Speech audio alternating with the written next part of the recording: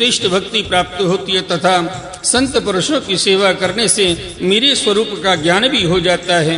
प्यारे उद्धव, मेरा ऐसा निश्चय है कि सत्संग और भक्ति योग इन दो साधनों का एक साथ ही अनुष्ठान करते रहना चाहिए। प्राय इन दोनों की अतिरिक्त संसार सागर से पार होने का और कोई उपाय नहीं है, क्योंकि संत पुरुष मुझे अपना आश्रय मानते हैं और मैं सदा सर्वदा उनके पास बना रहता हूँ। प्यारे उद्धव, अब मैं तुम्हें एक अत्यंत गोपनीय परम रहस्य की बात बतलाऊंगा, क्योंकि तुम मेरे प्रिय सेवक हितैषी सुहृद और प्रेमी सखा हो, साथ ही सुनने के भी इच्छुक हो। बोले भागवत महापुराण की जय। आइए भक्त वृंदो, श्रीमद् भागवत महापुराण के एकादश स्कंद में 12वां अध्याय सत्संग की महिमा और कर्म तथा कर्म त्याग की विधि का वर्णन श्रवण करते हैं। भगवान श्री कृष्ण कहते हैं, प्रिय उद्धव, जगत में जितनी आसक्तियां हैं उन्हें सत्संग नष्ट कर देता है। यही कारण है कि सत्संग जिस प्रकार मुझे वश में कर लेता है, वैसा साधन न योग है, न सांख्य, न धर्म पालक और न स्वाध्याय तपस्या त्याग इष्टापूर्त और दक्षिणा से भी मैं वैसा प्रसन्न नहीं होता। कहाँ तक कहूँ, व्रत यज्ञ वेद तीर्थ और यम नियम भी सत्संग के समान मुझे वश में करने में समर्थ नहीं है। निष्पाप उद्धव जी, यह एक युग की नहीं, सभी युगों की एक सी बात है। सत्संग के द्वारा ही दैत्य राक्षस पशु पक्षी गंधर्व अप्सरा नाग सिद्ध चारण गुह्यक और विद्याधरों को मेरी प्राप्ति हुई है। मनुष्यों में वैश्य शूद्र स्त्री और अंत्यज आदि रजोगुणी तमोगुणी प्रकृति के बहुत से जीवों ने मेरे परम पद प्राप्त किया है। वृत्तासुर, प्रहलाद, वृषपर्वा, बलि, बाणासुर, मैं, दानव, विभीषण, सुग्रीव, हनुमान, जाम्बवान, गजेंद्र, जटायु, तुलाधार, वैश्य, धर्म व्याध, कुब्जा, ब्रज की गोपियां, यज्ञ पत्नियां और दूसरे लोग भी सत्संग के प्रभाव से ही मुझे प्राप्त कर सके हैं। उन लोगों ने न तो वेदों का स्वाध्याय किया था और न विधि पूर्वक महापुरुषों की उपासना की थी। इसी प्रकार उन्होंने कृच्छ्रायण आदि व्रत और कोई तपस्या भी नहीं की। बस केवल सत्संग के प्रभाव से ही वे मुझे प्राप्त हो गए। गोपियां, गायें, यमलार्जुन आदि वृक्ष, ब्रज के हिरण आदि पशु, कालिय नाग, ये तो साधन साध्य के संबंध में सर्वथा ही मूढ़ बुद्धि थे। इतने ही नहीं, ऐसे ऐसे और भी बहुत हो गए हैं जिन्होंने केवल प्रेम पूर्ण भाव के द्वारा ही अनायास मेरी प्राप्ति कर ली और कृतकृत्य हो गए। उद्धव, बड़े बड़े प्रयत्नशील साधक योग्य साक्ष्य दान व्रत तपस्या यज्ञ श्रुतियों की व्याख्या स्वाध्याय और संन्यास आदि साधनों के द्वारा मुझे नहीं प्राप्त कर सके, परंतु सत्संग के द्वारा तो मैं अत्यंत सुलभ हो जाता हूँ। उद्धव, जिस समय अक्रूर जी भैया बलराम जी के साथ मुझे ब्रज से मथुरा ले आए, उस समय गोपियों का हृदय गाढ़ प्रेम के कारण मेरे अनुराग के रंग में रंगा हुआ था। मेरे वियोग की तीव्र व्याधि से वे व्याकुल हो रही थीं और मेरे अतिरिक्त कोई भी दूसरी वस्तु उन्हें सुख कारक नहीं जान पड़ती थी। तुम जानते हो कि मैं ही उनका एकमात्र प्रियतम हूँ। जब मैं वृंदावन में था तब उन्होंने बहुत सी रात्रियां, वे रास की रात्रियां मेरे साथ आदि क्षण के समान बिता दी थीं, परंतु प्यारे उद्धव, मेरे बिना वे ही रात्रियां उनके लिए एक एक कल्प के समान हो गईं। जैसे बड़े बड़े ऋषि मुनि समाधि में स्थित होकर तथा गंगा आदि बड़ी बड़ी नदियां समुद्र में मिलकर अपने नाम रूप खो देती हैं, वैसे ही वे गोपियां परम प्रेम के द्वारा मुझ में इतनी तन्मय हो गई थीं कि उन्हें लोक परलोक शरीर और अपने कहलाने वाले पति पुत्रादि की भी सुध बुध नहीं रह गई थी।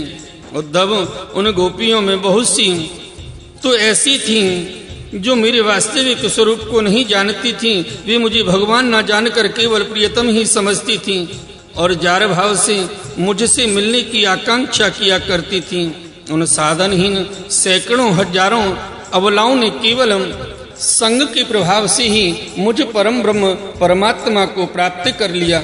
इसलिए उद्धव, तुम श्रुति स्मृति विधि निषेध प्रवृत्ति निवृत्ति और सुनने योग्य तथा सुने हुए विषय का भी परित्याग करके सर्वत्र मेरी ही भावना करते हुए समस्त प्राणियों के आत्मस्वरूप मुझे एक की ही शरण संपूर्ण रूप से ग्रहण करो, क्योंकि मेरी शरण में आ जाने से तुम सर्वथा निर्भय हो जाओगे।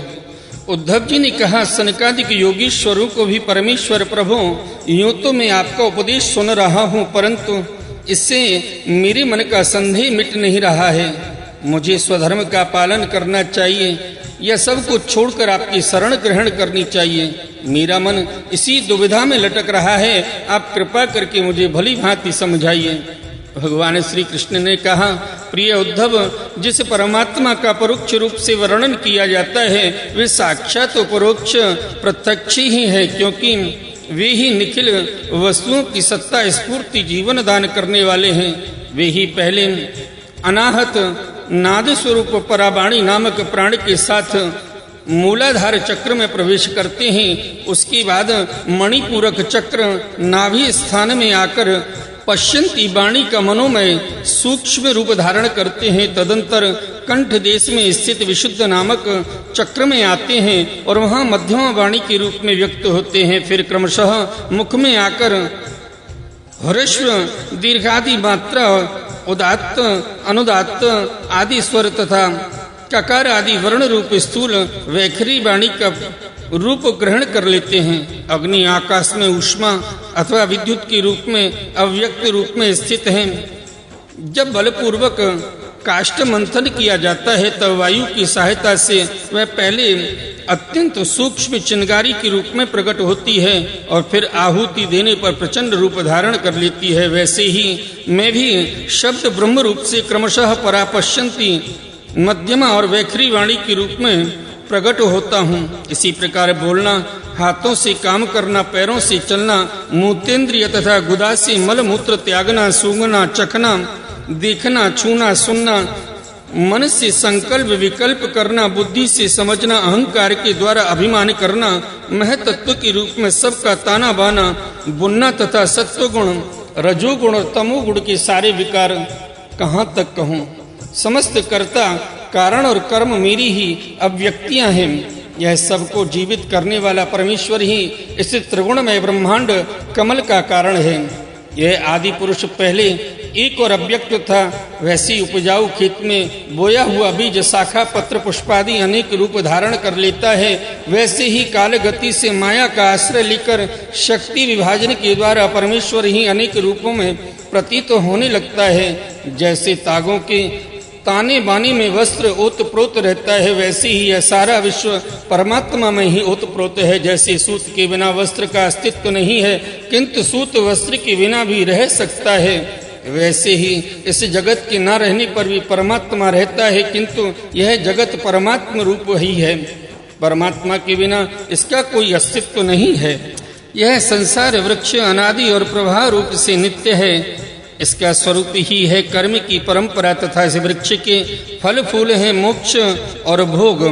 इस संसार वृक्ष के दो बीज हैं, पाप और पुण्य। असंख्य वासनाएं जड़ हैं और 3 गुण तने हैं।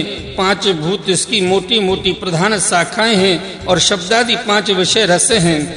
11 इंद्रियां शाखाएं हैं तथा जीव और ईश्वर 2 पक्षी इसमें घोंसला बनाकर निवास करते हैं। इस वृक्ष में वात, पित्त और कफ रूपी 3 तरह की छाल हैं। इसमें 2 तरह के फल लगते हैं, सुख और दुख। यह विशाल वृक्ष सूर्य मंडल तक फैला हुआ है। इस सूर्य मंडल का भेदन कर जाने वाले मुक्त पुरुष फिर संसार चक्र में नहीं पड़ते। जो गृहस्थ शब्द रूप रस आदि विषयों में फंसे हुए हैं, वे कामना से भरे हुए होने के कारण गीध के समान हैं। वे इस वृक्ष का दुख रूप फल भोगते हैं, क्योंकि वे अनेक प्रकार के कर्मों के बंधन में फंसे रहते हैं। वे अरण्यवासी परमहंस विषयों से विरक्त हैं। वे इस वृक्ष में राजहंस के समान हैं और वे इसका सुख रूप फल भोगते हैं। प्रिय उद्धव, वास्तव में मैं एक ही हूँ। यह मेरा जो अनेकों प्रकार का रूप है वह तो केवल मायामय है। जो इस बात को गुरुओं के द्वारा समझ लेता है वही वास्तव में समस्त वेदों का रहस्य जानता है। अतः उद्धव, तुम इस प्रकार गुरुदेव की उपासना रूप अनन्य भक्ति के द्वारा अपने ज्ञान की कुल्हाड़ी की तीखी कर लो और उसके द्वारा धैर्य एवं सावधानी से जीव भाव को काट डालो। परमात्म स्वरूप होकर उस प्रवृत्ति रूप अस्त्रों को भी छोड़ दो और अपनी अखंड स्वरूप में ही स्थित हो रहो। बोले श्रीमद्भागवत महापुराण की जय। आइए भक्त वृंदो, श्रीमद्भागवत महापुराण के 11 स्कंद में 13वां अध्याय हंस रूप से सनकादि को दिए हुए उपदेश का वर्णन श्रवण करें।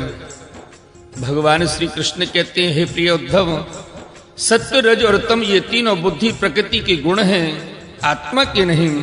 सत्व के द्वारा रज और तम इन दो गुणों पर विजय प्राप्त कर लेनी चाहिए। तदंतर सत्व गुण की शांत वृत्ति के द्वारा उसकी दया आदि वृत्तियों को भी शांत कर देना चाहिए। जब सत्व गुण की वृद्धि होती है तभी जीव को मेरे भक्ति रूप स्वधर्म की प्राप्ति होती है। निरंतर सात्विक वस्तुओं का सेवन करने से ही सत्व गुण